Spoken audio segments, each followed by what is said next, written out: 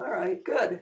Well, I can see Nancy sort of, except you're in shadow. Yeah, I don't know what I can do about Oh, that. there you go. There's Yeah, I can see you. tons of windows. Right. I can see Gil, I can see Richard, and Ray is not going to be able to join us. And we'll see who else shows up. Maybe Lois. But it's 8:30, so why don't we go ahead and start? Sounds good. Thanks for, well, is this the only meeting we've had that's all Zoom, or did we have one? I can't remember. I think we did have one back in the I think we spring. had one. And just, Yeah, the initial one, I think. Okay, I have no idea if you were over here. well, You find me the agenda. later today, you'll probably be getting, or maybe tomorrow, you'll be getting the town's newsletter, which has a Gil's article about the Coke's Chapel, which you will enjoy. It's a very nicely done article. The first thing on our agenda is to go over the town comprehensive plan section about local history and our activities. And I sent you the draft of what Eric Cooper had written. Actually, I wrote parts of it way back a year or two ago when he was first starting this project. He asked me to do the introductory section, so I did. But then he came up with the list of goals and measurable action steps and so on, which I thought I ought to run by the history team and make sure that it's things that you agree are appropriate for us to to tackle. I want to keep it as general as possible because suppose this comprehensive plan will probably be in place for 10 years, maybe even more, who knows? So we need to do something that doesn't pin us down any more than we have to, and gives a lot of flexibility to future members of the local history team. So anybody have any suggestions on modifications to this? mine is not a modification. I just want to say, when I look at what the history team has accomplished, I think that's a pretty good list. Yeah, I do too. When it's all down in black and white, wow, that's quite impressive. We really have done a lot. So Yeah, that's right. Over Yeah. 2 years. And what do you think about the upcoming, the list of upcoming projects? I think that looks very doable over a period of, as you say, 10 years. Some of the things I think are kind of a natural fit anyway, collaborating with OCHS, which we have done and will continue to do. And I do like the Landmark Society being involved as well. We've already, laid the pathwork for pursuing grants and funding for protection and preservation of historic properties and buildings. We still, of course, can't have any say on what is demolished and what, the changes to those historic buildings. Is that totally out of the question, Sarah Linda? Well, I think what's likely to happen over the next few years is, assuming that we are successful in getting another grant and finishing the historic structures report, the survey, that will have a whole section which is recommendations for the town. And it will lay out all the options that municipalities can pursue along the lines of historic preservation. I'm sure some of the recommendations will be to do more surveys and consider putting some of the town's historic resources on the National Register, which would be, a much more detailed survey identifying individual properties and having more information describing them and describing the history and why they're significant. It would definitely, I know it'll address the question of whether Cheshire might be eligible as a National Register district or a historic district. So that's going to be one avenue, is to do more surveys and with the goal of putting properties on the National Register, which gives them a certain amount of protection. Although it's not local protection, it's only protection in the context of government actions. So if the town, another recommendation will be, well, maybe the town wants to consider doing a historic preservation, a local preservation law, which would Oh. require review in the case of demolition or alterations to historic structures. So that would be when this whole question comes up for discussion, is do we Okay. want to have a local law? The Yeah. city of Canandaigua has a local law. The town of Pittsford, the village of Pittsford, Geneva, there, lots of communities do. It's Mhm. more common in villages and cities than it is in rural towns like Canandaigua, but it's not unheard of. So, Okay, well, that's encouraging, I think. yeah, That would be a tough thing if you've got people that already own structures to come in and tell them that, that if that law goes in, it can't be retroactive is what I'm saying. Because Right. That, I think the town would end up facing lawsuits. But if something was put in, so it was going forward, a condition would be for any future purchases that might hold up. Mhm. But I don't think it could be retroactive. I agree with you on that. We would have a battle on our hands for sure. Yep. But for any properties that are being purchased, I think Going- that's because it's already happening. We're already losing, so right. better late than never to start, I guess. Yeah, that's right. I mean, I think it's a long shot to have the idea that Canandaigua would pursue a local preservation law, because it's a pretty conservative town, and people feel like they have the right to do what they want with Right. their property, and that's one of the Right. the values and characteristics of the town. So I'm not holding my breath on that, but there are other measures that the town could take, like one of the ones that Eric threw out here is providing funding programs, loans or grants or something like that to encourage renovation of historic properties rather than demolition. So, Yeah, and I wonder, oh, go ahead. And possibly also making sure that if they are going to demolition, that gives us the right to document it before it's actually torn down. Right now, it's a favor that we have, Right. but they could make it almost something that we would have to go in and document it for historical purposes. yeah, that's the kind of thing that'll be discussed. So I'm guessing that this is a conversation that'll come to a head, maybe 2 or 3 years from now. Mhm. And there are things that could make it come to a head. For instance, if a building that is particularly well liked gets torn down, might get the public up in arms, and that would sort of spike the conversation. Well, I'm just wondering too, I know that I, and you probably too, live in something called the Residential Lake District. And I'm really not sure exactly what that entitles us to or prohibits us from doing, but I'm wondering if there is protection just for lake properties, the pursuing of that, cottages, and because so much is being lost now, so. Right, that's true. Yeah. Well, local Okay. laws usually do identify a district where it applies rather than doing it townwide. Okay, But in our case, there are a lot of farmhouses and farm buildings that are historically significant too. It's not just lake Sure. properties. oh, So- I understand that, but I'm thinking if there's if you can do it by district, maybe form a district and have certain laws apply to a district, and maybe that would vary from, but I know that's probably long time away, so just my thoughts anyway. Okay. So I don't know, Nancy, if you were looking at the the original draft, the one that has the color graphics in it, or if you were looking at the other document, which is the one that I wrote up as Yes, proposed that's what revision. I'm looking at. The chart, The chart. the cultural and historic resources, importance and responsibility Oh, entity. yeah, I see what you're saying. But Yeah.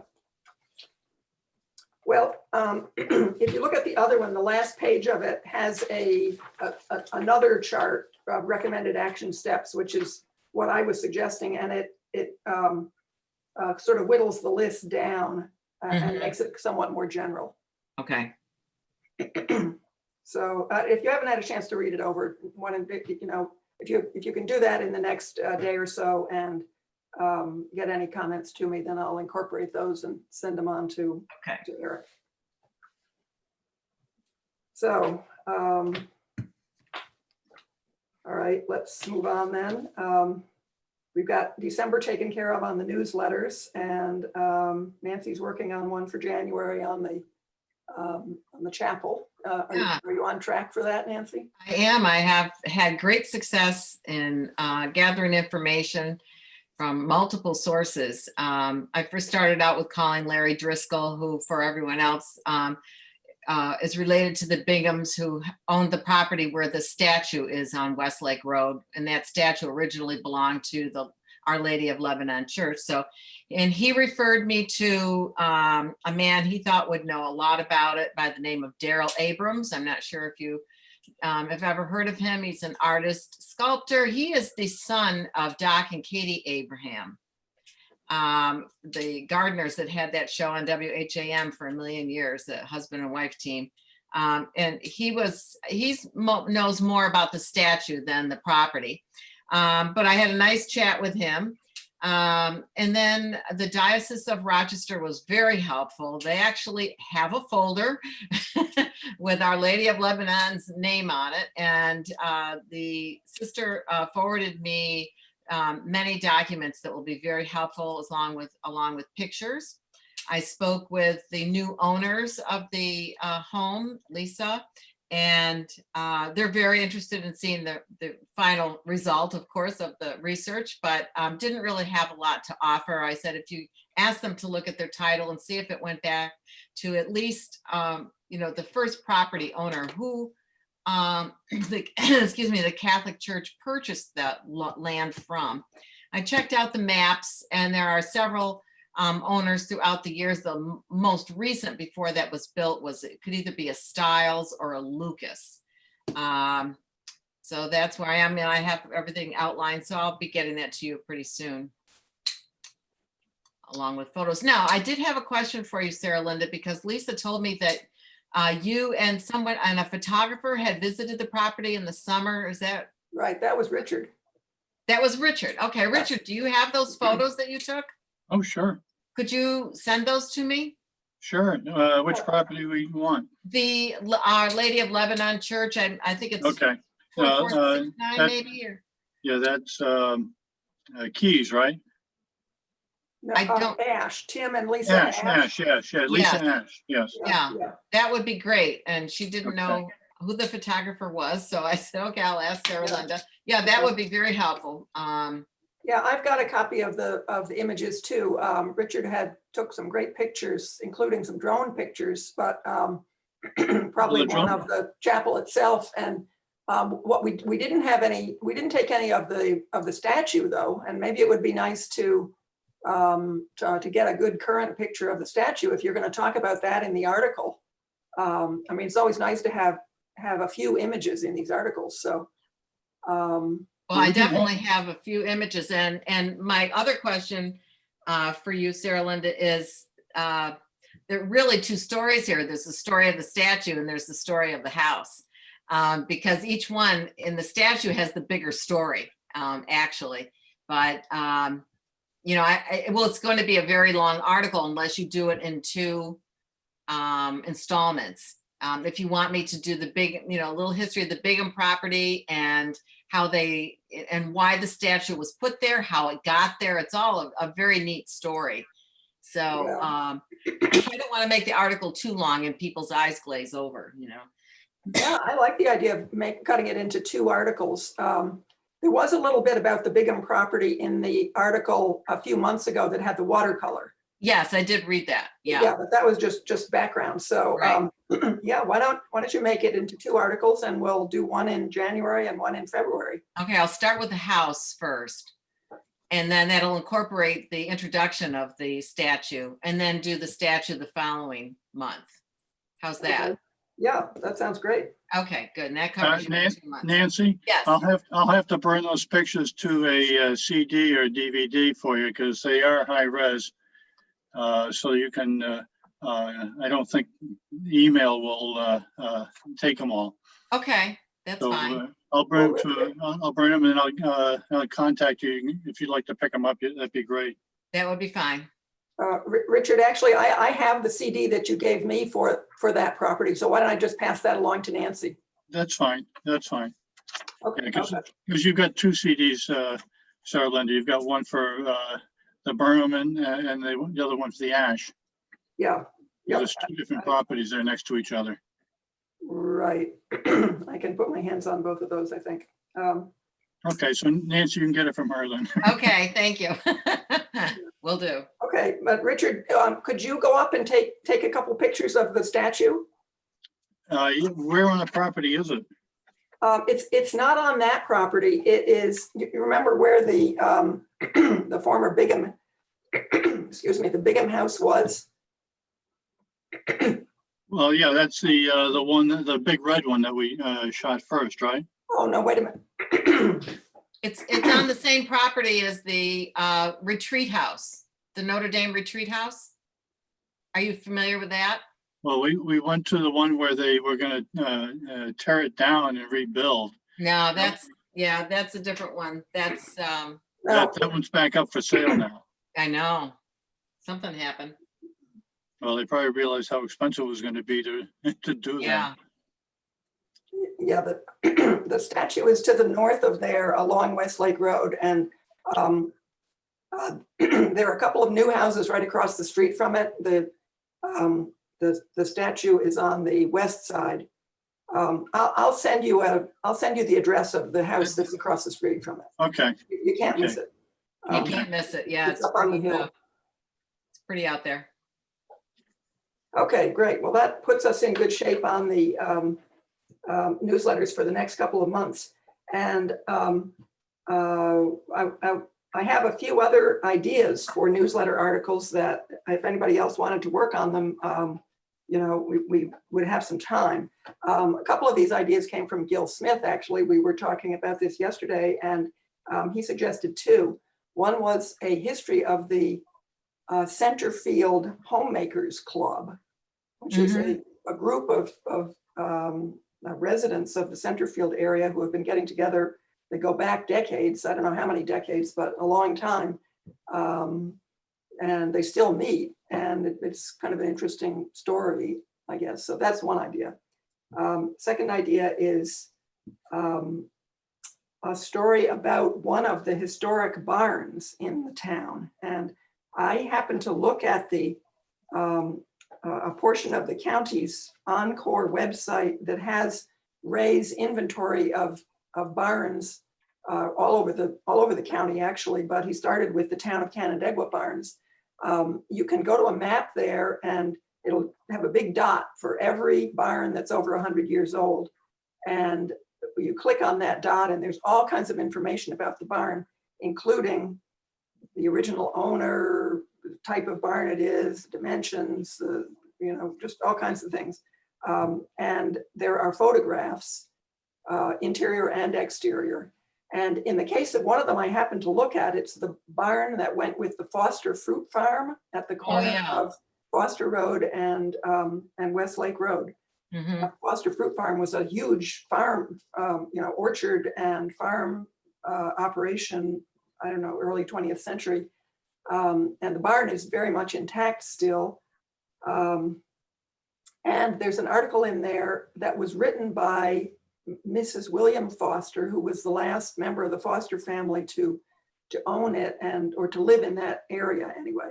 And she wrote in the 90s, she wrote like a 3-page little history of the fruit farm and where, how it came about and the members of the family. I didn't even read the article, but it looked like it was a wonderful, between the pictures and the article, it looked like a great basis for a newsletter article. And that's just one. There are dozens and dozens of barns around the town that have a similar level of documentation, or maybe some of them are even better. So Ray would know because he put it all together. But anyway, I think that would be a good subject for a newsletter article, is at least one or maybe even a whole series on particularly interesting barns in the town. Because that's another thing that we're losing, speaking of buildings getting demolished. I mean, these Right. ones are, we lose a few every few years, so. You know, Sarah Linda, I think our articles in the newsletter have been very well done and of high interest. And it's a shame that they're just online. It would be nice. I would love to see the Daily Messenger publish them. Hey, there's a good idea. I wonder how we would go about that. Well, I think it's Mike Murphy. Is it Mike Murphy it could be Mike Murphy. I know that. And we had talked about this a long time ago, and I did try and contact him twice. He never got back to me. And I had met him several times when I did some other articles for the paper, but maybe if you contacted him as leader of the group, you know, he'd probably get back to you. But, you know, why not? Yeah, They that's a certainly good point. need interesting articles in the paper. Yeah, that's for sure. And we can feed in good images too. So, Yes, absolutely.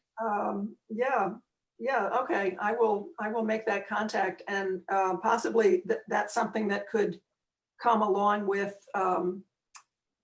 getting a new town historian. I don't know how. Well, I don't that's a know good idea. what Yeah. the progress is on that, but once there is a new town historian, you know, there'll be some publicity around that, and Right. maybe we could piggyback on that to get some more people looking at the local history stories. Yeah. I haven't heard much of any feedback about our newsletter articles, and we are putting a lot of effort into them. So I'm Yes. hoping that people read them. Yeah. So that would be nice if we could get them Never out there. know. Yep. I think Sarah, that's like a, that? I think that's a good idea. Good. Once in a Well, while, I have one. Yeah. The last idea for an article. Sarah Linda, Yes. just go ahead. one thing. We don't know how many people actually read the newsletter, and it's on the website. Is it possible for Sarah Reynolds to put a like, you know, a thumbs up type of thing on the website where people, after they read it, if they like it, they can click on it, and that way you can get a total? I can That's a talk really with good Sarah idea. about that, but that makes me think, I have a feeling she'll say that's too complicated, we can't do it in the newsletter. But where you can do that is on Facebook. Right, And the town does have a Facebook page, so maybe one idea would be to ask the town to put our newsletter articles onto the Facebook page when they come out. And then maybe that would be easy for people Mhm. to do a thumbs up. Okay, Yeah. I think that's a good idea. because you got Facebook, and now you have a new one out there called Parler, and Right. that might be a good one to do it too. I know Facebook is under question as far as its neutrality.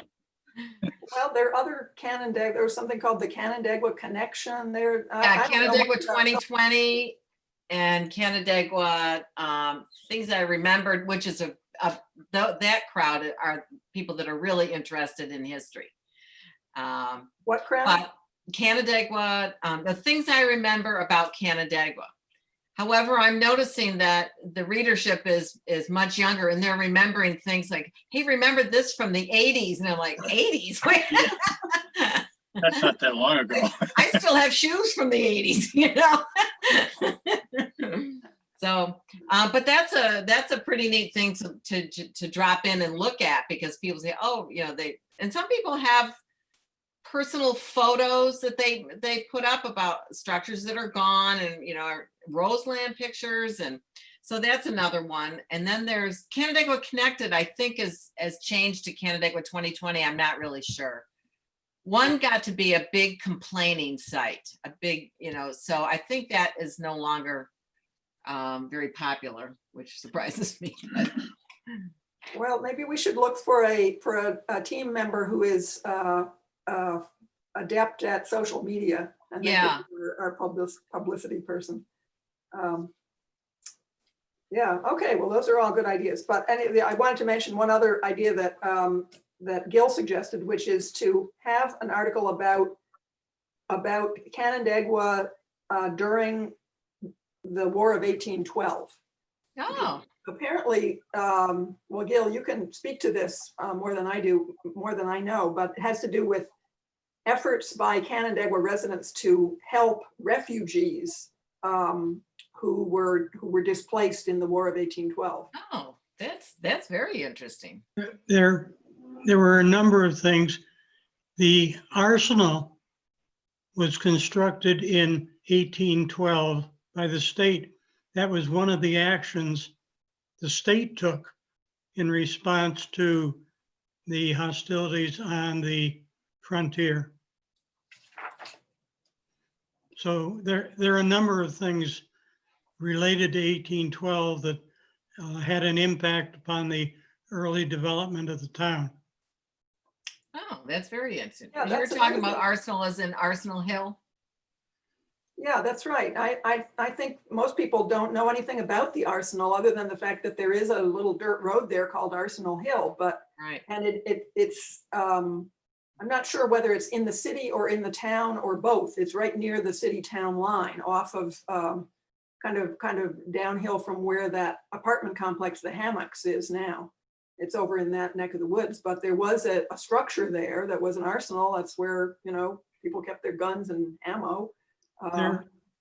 There is a book about the arsenals in New York State at the museum, and it includes a painting of the Ontario Arsenal, which appears to have been painted from the back porch of the Thad Chapin house, Oh, because it's right across the gully right. from the Thad That's Chapin right. house. I have seen that. And it's an impressive picture. I know the Messenger did an article on the Arsenal a few years back, and I usually cut those out and save them. So I'll go through my files and see if I can find the one that was done. Lynn Paulson may have done it, but I'll look and see. But I think that would be a great story.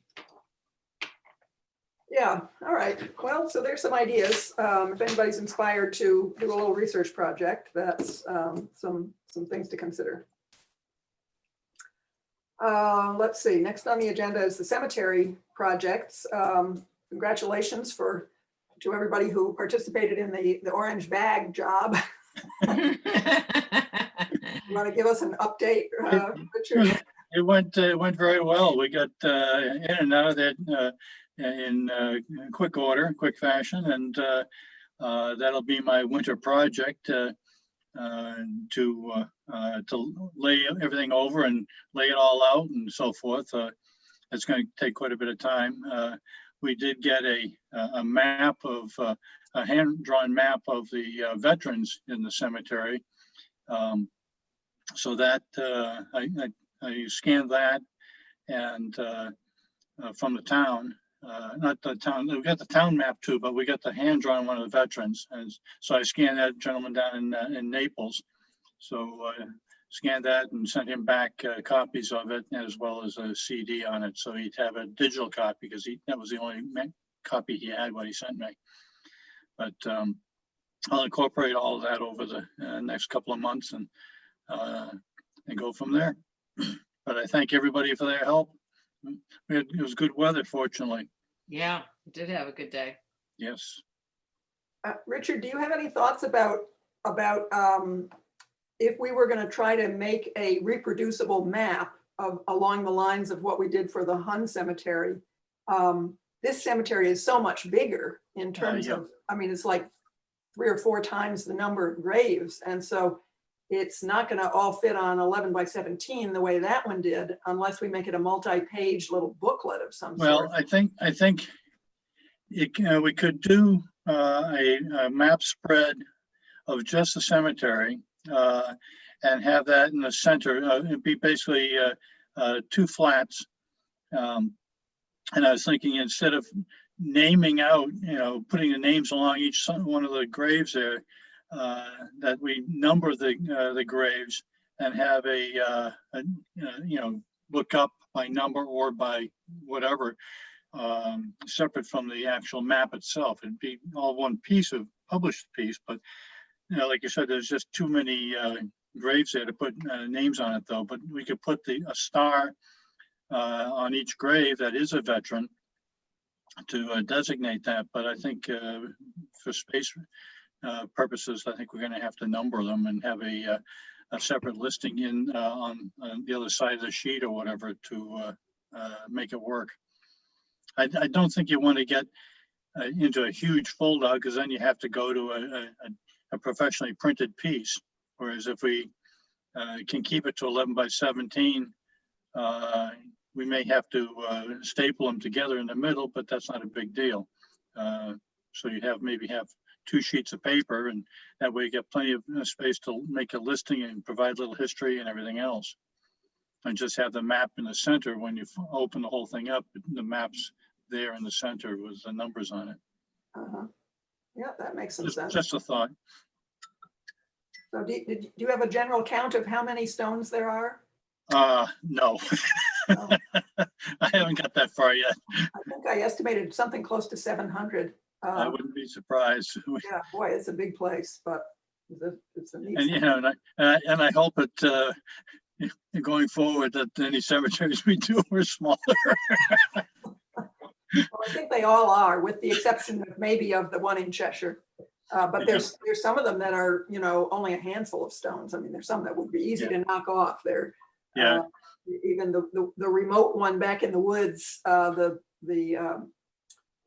Wolverton Cemetery, I think, is something like 35 to 40.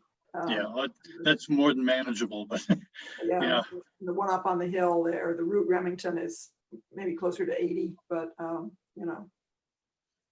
but no, they're just the most stones. It just takes a little bit longer time. But as long as the ground is clear of trees, then we can put the drone up and take the overall shot of it. And that makes it a lot easier than going out and having to measure things and try and draw things out by hand. Yeah, I could see that this one was going to be a lot easier to do than Hun, because the rows are actually straight. You don't have this question about where the row goes. So that's good. Yeah. All right, great. Well, let us know if you need any more volunteers. Okay, thank you. Thanks to everybody for their help. Okay, next thing on the agenda is walking tours, walking and driving tours. That's something that the CIC, that keeps coming up in these lists of things that people want out of the history team. And I included in the agenda a link to a walking tour that I thought was really well done, put together by the Naples Historical Society about 4 years ago. And in comparison to the one that I worked on for Cheshire that came out last June, I think this one is much, much easier to use and better done. So I'm thinking that would be a really good prototype for any other walking tours that we might want to do. And I made one contact, or I tried to make 2 contacts actually. The one in Naples was developed by the board members of the Naples Historical Society, and they had professional help from 2 places. One was in converting the board members wrote the narrative, and I think they probably even took the pictures themselves, and they found whatever historic images were going to go into it. But then they got some help in assembling the whole thing into video form from a guy named Ron Kershaw, who at that time was employed at the Wood Library. And he has since gotten promoted, and now he's the director of the Pioneer Library System. But I think he's still a fairly young guy and probably, knows how to do this well. And the second person who is mentioned in their acknowledgements is the person who did the audio for them. And his name is Robert Potter. And he is a faculty member in the music department at FLCC. So I sent an email to both of those guys and said, hey, we really like what you did in this Naples project, and the town of Canandaigua is thinking about doing something along those same lines. Would you be willing to help us? I still haven't heard back from Kersop, but I did hear from Potter, and he said, yeah, that project was a lot of fun, and I would be happy to work on another one like that. So that's good. I think his role was in doing the voiceover, and then Kersop's part was creating the YouTube a movie. I mean, it's basically a movie. And the thing that is particularly user-friendly about it, I think, is that if you want to do this tour and use your own smartphone, you go to YouTube, or you type in, you have a link to it, or you go to YouTube and you just search for Village of Naples history tour, and it starts, and then you start the you just click on the start arrow, and it all is the sound comes over, so you don't have to actually read what's on the screen.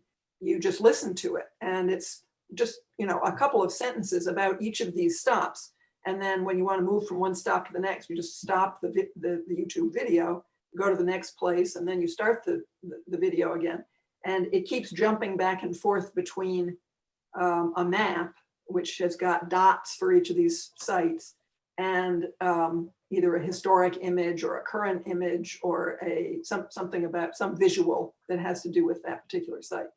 So it covers about 30 different sites, going all through Naples. Anyway, take a look at it if you haven't done so. I did look at it. It was very good. Yeah, I mean, I just thought it was great. Right. And Lois, I know you. I loved it. I loved everything about it. The only thing that I was thinking about, and actually, thank you for mentioning when it was made, because somehow I missed how long ago it was. And I know, like, the National Hotel has sort of changed hands, a little bit over the last couple of years, and has shut down and opened. And so just keeping some of that current is the only challenge, I would think. But I thought it would, if we could do something like that, that was amazing. Yeah, well, what occurred to me is a really easy place to start on this. I mean, we've got the Cheshire stuff, so doing modifying the walking tour of Cheshire that we already have to put it into that format would not be that difficult, because we've got the raw material, we've got the text, and we've got the images, and we could. The tricky part would be making it all into an MP4 with an audio component, and maybe Robert Potter would be able to help us with that. So that would be one kind of starting project, and then a second one would be to take the information from the Westlake Legacy DVD and use those images and edit down the narrative on that, so that it was, instead of being like 2 to 4 minutes about each site, we would edit it down so it was just maybe 30 seconds of audio on that particular site, and we could use the historic images and the current images, and then you would stop the thing and drive on to the next location. So that would be more of a driving tour. Cheshire would be more of a walking tour, but still. So those seem like really nice sort of initial ones to try to tackle, and then we could move on to other themes. I mean, the important farmhouses, Just the cemeteries. We've already got all that done too. Yeah, the cemeteries is another one, and one that would sort of fulfill the goal of cooperating with other organizations would be to do a around the lake tour, which Preston Pierce has put together a number of things. I know he's done a narration on the Canandaigua Lady or on the old Captain Gray's boat. You could have a tour that somebody could do by boat and start at the city pier, say, and go all the way down to Woodville and back the other side, and it would give you information about what happened at each of the points, important things to look at, just general history about the lake. And we could work with our corresponding town historians or whatever in South Bristol, in Naples, in Middlesex, in Gorham, and in the city to put it all together. So I think that would be an ambitious project, but this would be a really good format for a project Mhm. like that. So anyway, takes a fair amount of work though. Yeah, So, no, we have time. yeah, well, we'll put that one on the back burner and see if anybody has a, I think is that looking sounds for a good. winter project. Yeah. So, all right. Well, only other thing on the agenda is that building on Westlake Road, we talked about a bit last time, the Denton House. Don't really have anything new, except I did write to Doug Finch to tell him the history team was interested in being involved when, evaluations are happening. And he wrote back and said, yes, I'll keep that in mind. And that was about it. So I'll keep you up to speed if there's anything new on that. Beyond that, any new business?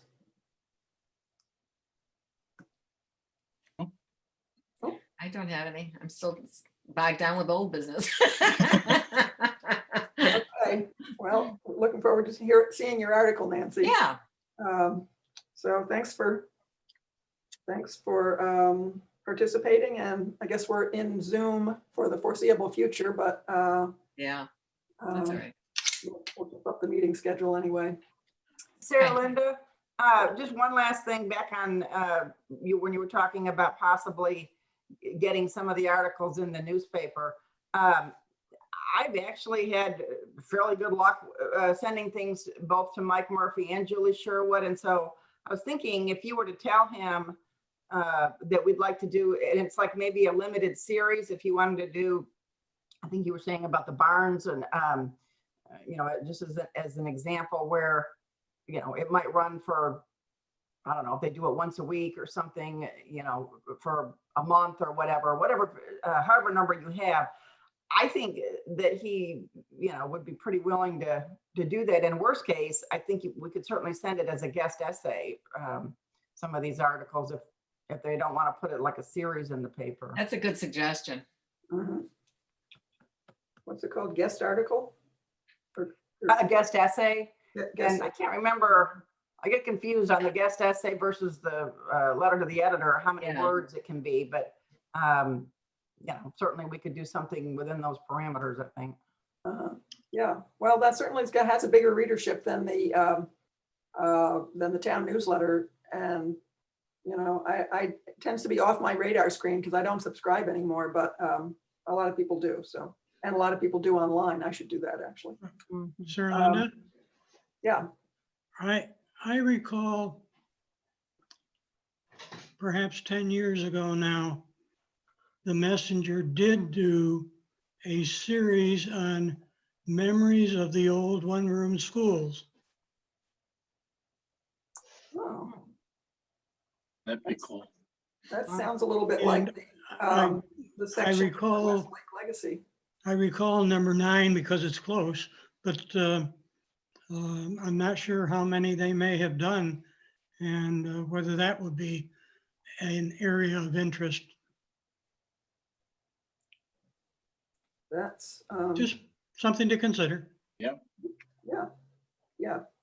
That's one of the subjects in the Westlake Legacy DVD.